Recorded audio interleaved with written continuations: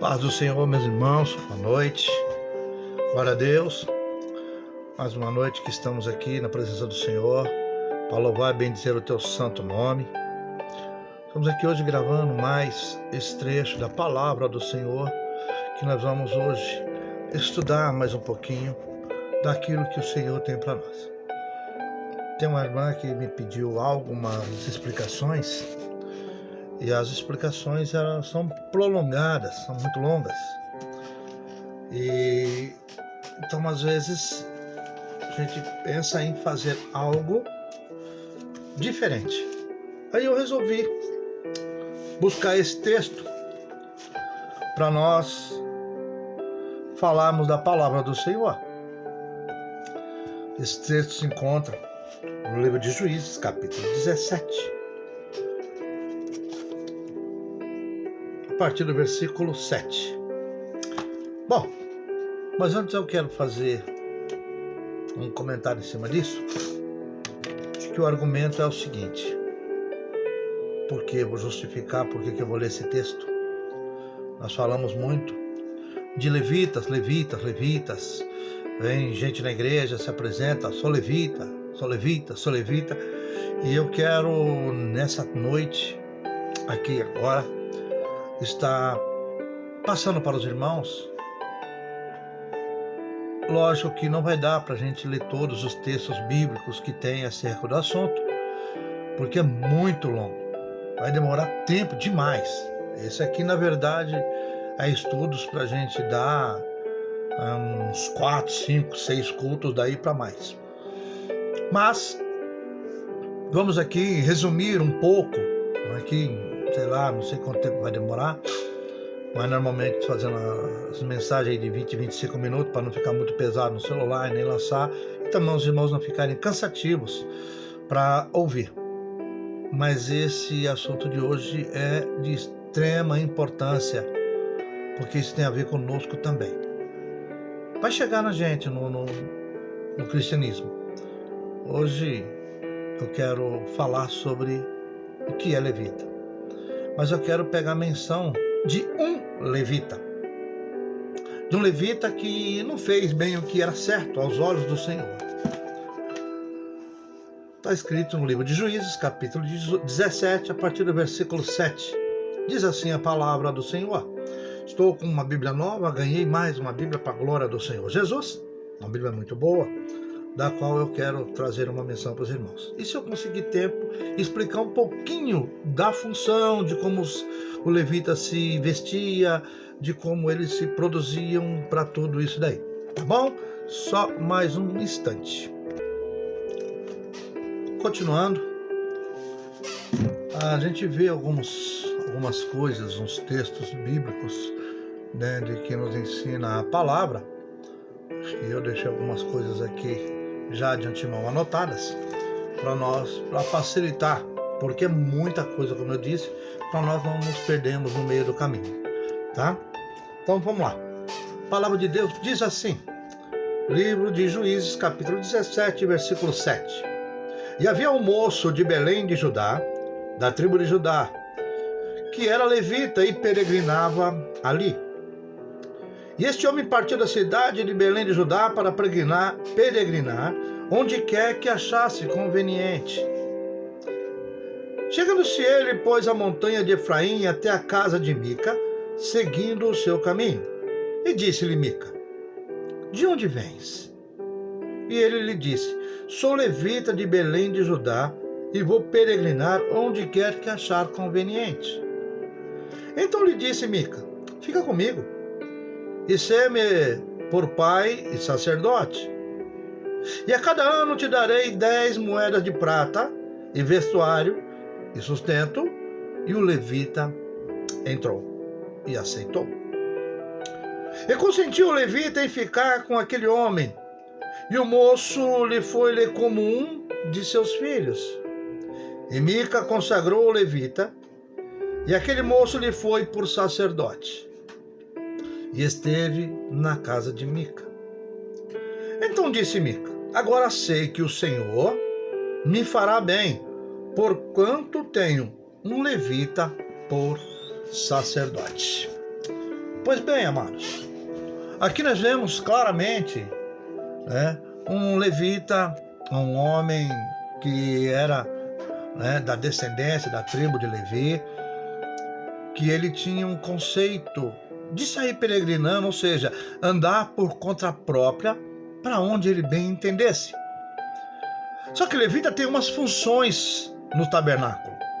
Levita não sai, não pode sair sem consentimento, porque ele tem algumas atribuições. A Bíblia diz que os levitas, que se também eram sacerdotes, ou em muitos casos sacerdotes, né, não só nesse caso aqui, mas a descendência dos sacerdotes são de Levi, que é o terceiro filho de Jacó com Leia. Está lá no livro de Gênesis capítulo 29, versículo 32 a seguir. Esse termo se aplica, né, geralmente, que ele exclui ali a família sacerdotal, como está lá no livro de Josué 14. Mas a expressão sacerdote levitas é muito comum na Bíblia, né? Na 1 Reis, capítulo 8, Crônicas 23, e aí por diante. Né? Os deveres sacerdotais, né, se restringiam aos membros varões da família de Arão, que era o sumo sacerdote, irmão de Moisés, né? Sendo que os levitas, restantes da tribo, atuavam, eles eram ajudantes do templo. Está lá no livro de Números, capítulo 3. Aqui abre um precedente. Eles atuavam por um período de 25 anos, da idade de 25 até 50 anos, onde havia uma aposentadoria, ou nos dias de hoje a gente chama de jubilado no ministério. 25 anos de idade é porque ele já tinha uma idade já consciente das coisas, da responsabilidade do tabernáculo, responsabilidade que ele já tinha desde criança, porque era passado de pai para filho, então ele ia assumir o trabalho dos pais. Aí são 3 gerações, né, que a gente vamos falar um pouco mais à frente, né? São 3 gerações, né, da descendência de Arão aí e dos gersonitas, ou seja, de Gerson, primogênito de Arão. Então, ou seja, quando a Bíblia começa a nos ensinar sobre os levitas, eles começam a mostrar para nós que os levitas, tá, eram pessoas que tinham encargos no templo, ajudavam no templo. Né? Quando começou o tabernáculo, depois Davi, lá 1 Crônicas 24, 25, por aí, ele faz a separação, né? De que fala assim, mas lá é porteiro, guarda e levita. Não, são tudo uma coisa só, tá? Todos eles são uma coisa só, porque são uma função que separou, né, na função de cada um, né? Isso aí depois que ergueu o tabernáculo. Antes disso, nós vamos falar já, né, quais eram os seus deveres, né? Eles tinham que sacrificar, fazer o sacrifício, né, pelo sacrifício do pecado do povo. Então o sacerdote, o levita, eles tinham essas funções. A Bíblia também nos ensina de que Davi, quando foi na casa de Obed-edom, foi primeiro buscar a arca que estava na casa de Obed-edom. 20 anos a arca esquecida na casa de Obed-edom, e Saul não foi buscar. Agora Davi tenta buscar, mas não faz o que é certo, levam soldados. E aí há uns problemas, não é esse que eu quero chegar, só para falar que tem uns problemas, mas depois ele fala com Deus e Deus mostra para ele, espera um pouquinho, filho, você está fazendo errado. Não vá fazer do seu jeito, não vai fazer de qualquer forma. Faça o que é certo. Quem tem que carregar a arca, quem tem que trazer a presença do Senhor, aleluia, são os levitas. Davi convoca os levitas, vai à casa de Obed-edom novamente e traz a arca agora para Jerusalém, onde monta uma grande festa, e sempre há problemas e contendas, mas, né, Mical já achou que ele não deveria ter feito do jeito que fez. Mas o importante é que Davi traz a arca, Davi traz a presença de Deus para a tua vida, Davi traz a presença do ministério, de Deus para o ministério. Assim faça você. Momentos são difíceis, mas traga a presença de Deus para a tua casa. Traga a presença de Deus para a tua vida. Traga a presença de Deus, seja um levita, aleluia. Não seja aquele apenas descuidado, andando de um lado para o outro, assim como foi aquele levita de Belém, de Judá, chegando na casa de Milca. Anda por onde quer, do jeito que quer, sem procurar dizer que tem ministério, sem se preocupar com o ministério. Não, irmão, você tem um ministério. Você tem uma placa de igreja onde você respeita, mas o seu Deus é um só. Jeová Jirê, o Deus da providência, ainda continua contigo. Mas seja levita em todo tempo. Atrai a presença dele para a tua vida e para a tua história. Os levitas, eles tinham encargos. Os levitas eram formados por 3 famílias provenientes dos filhos de Levi, que era o terceiro filho de Leia, né, com Jacó. Os filhos de Levi, Gerson, Coate e Merari. Cada um dessas famílias recebeu um lugar designado próximo do tabernáculo. Ou seja, era feito dessa forma. Eles chegavam num determinado local, um acampamento, que eles iam formar um acampamento para passar ali algum tempo. Eles levantavam o tabernáculo. A primeira coisa que eles montavam não era suas barracas ou suas cabanas, suas barracas para poder pousar ele e sua família. Não, eles pousavam, colocavam, primeiro eles faziam o templo. Primeiro eles faziam a tenda da congregação. E nisso que eles faziam a tenda da congregação, né, eles montavam, todos e cada um tinha lá suas funções, né, que era, como eu disse, os gersonitas, os coatitas, os meratitas, né. Eles começavam a fazer tudo isso. Primeiro lugar, o templo, a casa de Deus, onde eles traziam a presença de Deus. E quando você traz a presença de Deus, as coisas começam a funcionar. Quando montam, aí eles fazem a separação. De um lado leste, os coatitas. Do lado sul, os gersonitas. Do lado oeste, os meratitas. E do lado norte, ficava a congregação. Então, ou seja, dos 4 lados eram protegidos pelas 12 tribos de Israel, mas cada um com as suas funções. Está lá isso no livro de Números, capítulo 3, em vários lugares. Então, cada um deles tinha uns trabalhos. Armar, desmontar, transportar o tabernáculo era a função dos levitas. Vamos lá. O que é armar, desmontar e transportar? Vamos tentar trazer isso hoje. Quando eu armo um trabalho, organizo um trabalho. Mas para armar esse trabalho, eu tenho que chegar em algum lugar. Eu tenho que chegar num ponto específico, aí sim, os levitas ou sacerdotes, temos que chegar num lugar e organizar o trabalho. E dessa organização de trabalho, temos todo um ritual de transporte. Temos que transportar todo o equipamento, material, e depois de tudo isso, desmontar. Então a separação aí são de três grupos de pessoas, ou 3 famílias de pessoas, onde eles tinham os grupos. Então cada um tinha uma função, cada tribo, ou melhor, cada família ali tinha uma função. Os coatitas, eles tinham a obrigação de transportar. Então toda a parte de transporte, desmonto ou montagem de tudo aquilo, né, tinha uma outra tribo, que eram os gersonitas. Eles transportavam os panos, os outros transportavam tudo. Ou seja, mas eles montavam. Chegou no lugar, montou, né, o local, vamos montar o templo, o tabernáculo. E nessa que montavam o tabernáculo, né, a tenda da congregação, né, que tinham todos os transportes, organizavam nos lugares. Os gersonitas cobriam a tenda. Os meratitas, né, eles cuidavam das armações dos painéis. Toda aquela organização dentro, como é que vai ficar, as cortinas, o santo do santo, a separação, as cordas até ali que vai amarrar as barracas por lá de fora, porque não eram estacas funcadas na terra, não eram paredes como é no dia de hoje, não, eram tudo tenda, era tudo pano, não eram costurados, eram apenas os panos colocados e que cobriam todo, e existia dentro um véu que chamava o santo do santo. Dali para dentro, só o sumo sacerdote poderia entrar. Amados, quando nós vemos nos dias de hoje,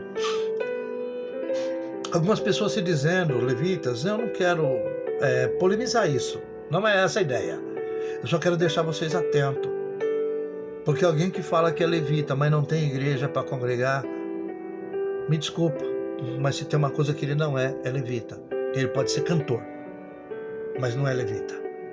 Levita é aquele que está lá na tua igreja, no dia da Santa Ceia, no domingo, a não ser que ele peça ao seu sacerdote uma autorização para estar em tal lugar. Porque a gente vê nos dias de hoje algumas pessoas que saem sem destino. Gravou CD, glória a Deus por isso. Gravou um CD, DVD, e sai por aí, como eu já ouvi em outra igreja que eu dirigia. Não, pastor, a Bíblia diz que viva do altar, eu recebo do altar aquele que vive no altar. E veio pregar na igreja, trazendo DVDs de pregação. Glória a Deus, como eu disse. Mas a questão não é essa. A questão é que aquele que recebe do altar é aquele que permanece no altar. Quem permanece no altar é o sacerdote da congregação. E o sacerdote é o que recebe dízimo. O sacerdote é o que recebe ofertas alçadas. Livro de Números, capítulo 3, também no capítulo 8 do livro de Números, a Bíblia começa a nos ensinar que o sacerdote, ele recebia os dízimos e as ofertas, que isso era a sua paga. O sacerdote levita não tinha herança nessa terra. Quando foram separados a herança, quando Josué começou a separar as 12 tribos para que viessem cada uma receber a sua porção, ficou de fora a tribo de Levi. Por que a tribo de Levi ficou fora? Porque a herança do sacerdote é o Senhor. O sacerdote, o levita, não tem salário. Ele recebe do templo. Ele recebe daquilo que a igreja fornece a ele. A igreja, quando ela sustenta o seu pastor, ou tem um pastor que é sustentado pela igreja, o pastor fica lá o tempo todo à disposição da igreja e dos membros da igreja. Bem certo que nos dias de hoje é um pouco diferente. As igrejas não têm condição ainda mais periferia, de sustentar um obreiro, sustentar o sacerdote, a família do sacerdote. Então, aquele que vive do altar, que recebe do altar, é o sacerdote que permanece no altar, não o que vem de passagem. Uma das coisas interessantes que eu quero trazer para os irmãos é que os sacerdotes, eles tinham, quando falamos ali no livro de Juízes 17, falando de Mica, que trouxe aquele levita para dentro da tua casa, ele construiu ali, sem saber, um terafim. O que é terafim, pastor? Terafim é deuses ou ídolo do lar. Aquele que você constitui como idolatra, que você começa a idolatrar. Tem gente que idolatra a televisão ou programa de televisão. Tem mulher que idolatra marido. Tem marido que idolatra mulher. Tem mulher que idolatra filho, pai. Tem filhos que começam a idolatrar pai ou mãe. Não, nós não somos aqui para ser adorados, sim para ser respeitados. A Bíblia diz que lá no livro de 1 Timóteo, livro de Efésios, capítulo 6, a Bíblia nos ensina que, filhos, obedeçam aos vossos pais, porque esse é o primeiro mandamento como promessa, porque fazendo assim prolongará os seus dias na terra. Quer ter dia de bênção, dias abençoados, obedeçam aos vossos pais. Pais, também não irritem aos vossos filhos. Hebreus 12 diz que os filhos não são seus, os filhos são de Deus. E se os filhos são de Deus, nós estamos apenas cuidando e educando eles. E se nós estamos aqui educando eles, nós vamos ter cuidado com eles. Colocarmos ele no caminho e não ensinar o caminho. é ensinar no caminho. Parece que eu estou saindo fora. Não, porque o pai de família é o sacerdote do lar. Aqui Mica colocou, por isso que ele disse que ele teria por pai aquele sacerdote, aquele levita. Mas aí é que está o problema. Se já tem alguém, não coloque outro alguém no lugar. Não é justo, nem honesto, nem direito. Segundo ponto, diz também que ele tinha um éfode. Que é um éfode, pastor? Bom, o éfode nada mais era do que um avental, uma roupa que colocava por cima, uma capa que colocava por cima da tua roupa, né? Que o sumo sacerdote usava esse éfode especial, onde era preso um peitoral, onde tinha as 12 pedras preciosas, que está lá no livro de Êxodo, capítulo 28, versículo 4, 5 e 6. Não vou ler, como eu disse, não dá tempo de falarmos tudo isso, porque eu quero trazer para vocês algo muito importante agora, que é muito interessante. Como era a vida de um sacerdote, um levita? Como era o seu dia a dia? O dia a dia desse sacerdote, desse levita. Ele acordava perto das 5:30 da manhã. Ele se trocava, acordava a família. A mulher ajudava ele a colocar suas vestes, porque, como eu disse, era muita coisa. Tinha a mitra era uma copa, colocava coisa, escrito uma frase aqui numa placa de ouro, escrito santidade ao Senhor. Mas antes dele colocar a mitra, ele colocava suas vestes, colocava a estola sacerdotal e colocava o peitoral, onde tinha essas 12 pedras, né?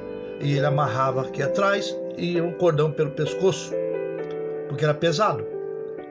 E ele tinha que carregar aquilo durante o dia. A casa de um levita não tinha cozinha. Estranho. Não tinha fogão. A casa do levita, do sacerdote e levita, ele saía nesse horário da manhã, antes das 6 da manhã aproximadamente, mas depois que ele se vestia, ele pegava a mirra,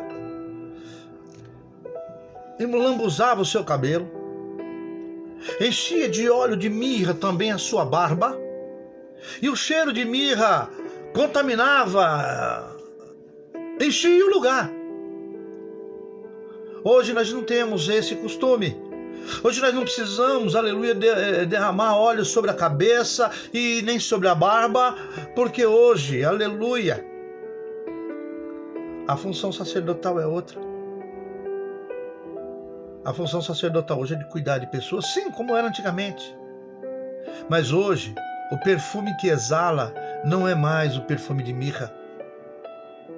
Agora, o perfume que exala, como diz o apóstolo Paulo, é o bom perfume de Cristo. Quando você passar, alguém tem que saber que você é crente. Aonde você passar, as pessoas têm que saber que você é servo do Senhor Jesus Cristo. Tem que olhar para você e notar algo diferente. O perfume tem que exalar. Pois bem, o sacerdote saía da sua casa para a primeira hora do templo. Ali ele passava o dia no templo em oração. E nessas orações ele recebia pessoas que muita gente trazia dízimo, trazia as ofertas alçadas, que esse era o salário. Como eu disse, ele não tinha cozinha. Mas as pessoas traziam alimento para sacrifício. Ele sacrificava. Ele pegava aquele alimento, aquele sangue, ele aspergia pelo pecado das pessoas. A gordura ele colocava numa espécie de tacho, que é uma pira sacrificial, aonde ele fazia o sacrifício de animais. E ali ele queimava aquela gordura que subia como cheiro suave.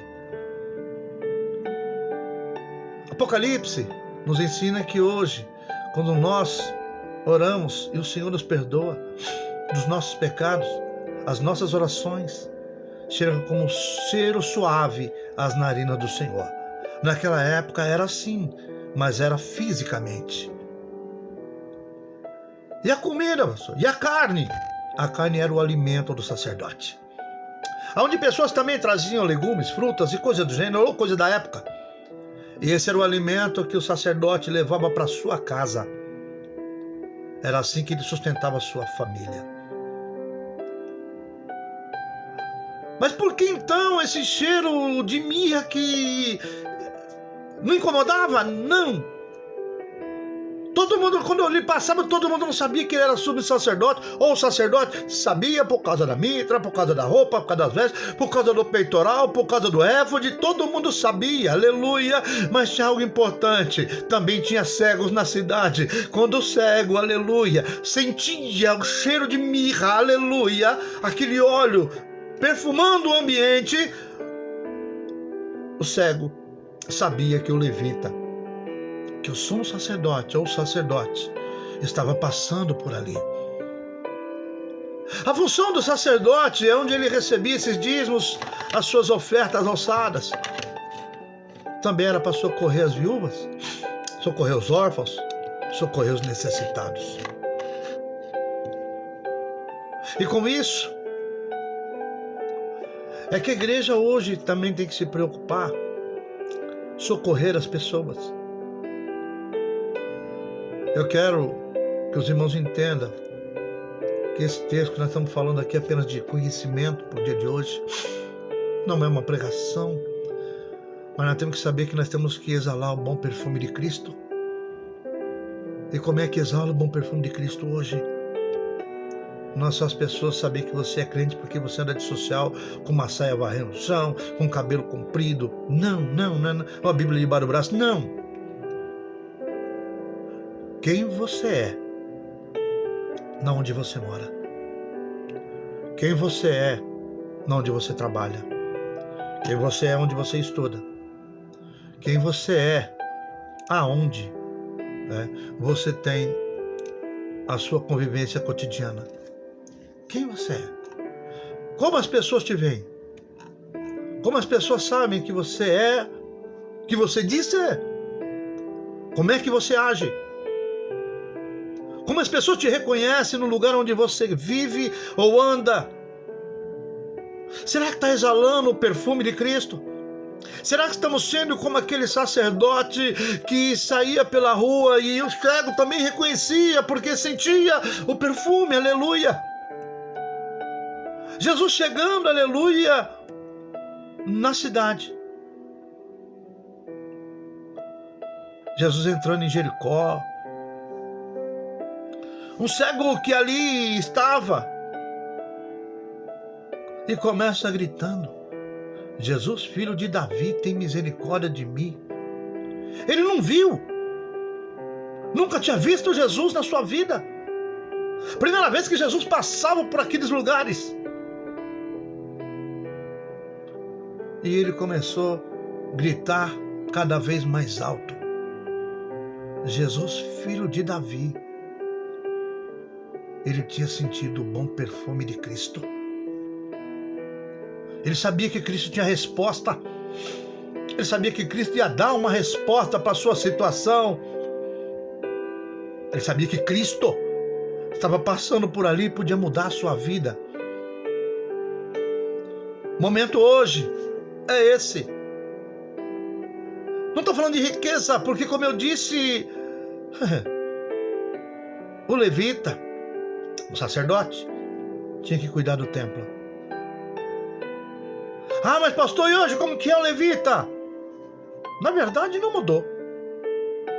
O levita tem as suas funções no templo. Quem é levita hoje? A Bíblia nos ensina, acho que é 1 João capítulo 2, versículo 8 a seguir, por aí, de que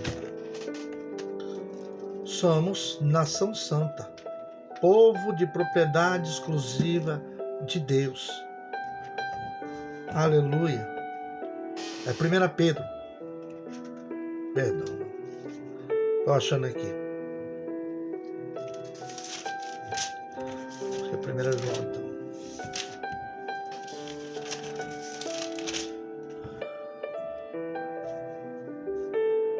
Eu não consegui me localizar. Mas eu não... É simples. A Bíblia nos ensina. Nação santa.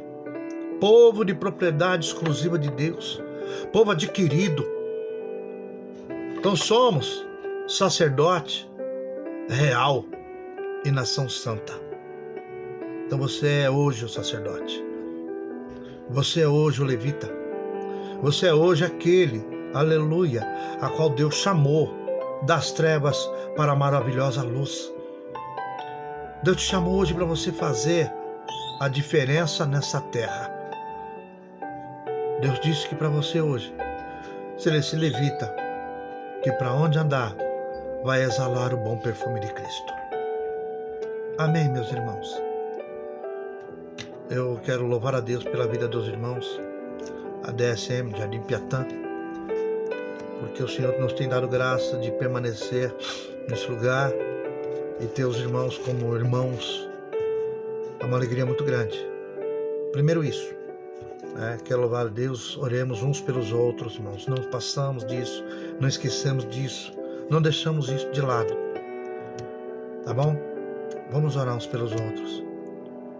Eu peço mais uma vez, em nome de Jesus, irmãos, tragam suas contribuições, procure o nosso irmão Dorival aí, que é o segundo dirigente da congregação, a gente está sempre se falando. Então os irmãos contribuam, glorifiquem a Deus com as suas ofertas, e nós temos alguma surpresa aí para frente, vamos ver como é que vamos se ajustar. Temos alguma surpresa. Recebemos hoje uma notícia também, não muito agradável, de que o governador já decretou o fechamento, ainda até o dia 10 de maio. Como, de que forma, não sei, mas vamos tentar fazer algo diferente. Estamos num planejamento aí, de usar uma outra ferramenta, onde nós vamos poder fazer um culto online, ao vivo, com a participação dos irmãos. Estamos em teste ainda. A irmã Cláudia que mexe um pouco mais com isso aí, ela já fez um teste com 2 irmãs ou mais, eu não sei, e nós vamos estar fazendo isso aí. Depois nós vamos estar passando para os irmãos e vamos estar ensinando os irmãos a utilizar essa ferramenta, tá bom? Por enquanto é só. Mas eu peço aos irmãos, quanto a isso, peço aos irmãos, colabore, nos ajude. Deus tem nos abençoado vocês, e eu oro para que Deus continue abençoando abundantemente a vida de cada um de vocês. Amém? Vamos estar orando para o encerramento. Mais uma vez eu peço, vamos estar empenhados na oração. O que Deus tem para nós nesse momento? O que Deus tem para nós nesse momento de aflição, de angústia? Para que Deus te chamou? Às vezes a gente queremos respostas imediatas de Deus. Porque, Senhor, sou levita, sou servo do Senhor, sou sacerdote, eu sou profeta. E o Senhor não responde. Há momento que Deus se cala. Há momento que Deus nos coloca numa situação para nós nos aprendermos a crescer na adversidade. Jesus poderia muito bem não ter passado por tudo aquilo que ele passou. Não precisava ser chicoteado, não precisava ser humilhado daquele jeito. Não precisava. Não precisava chegar diante dos irmãos numa ceia e ter que falar com um e falar, olha, vai lá e faz o que você tem que fazer. Não precisava.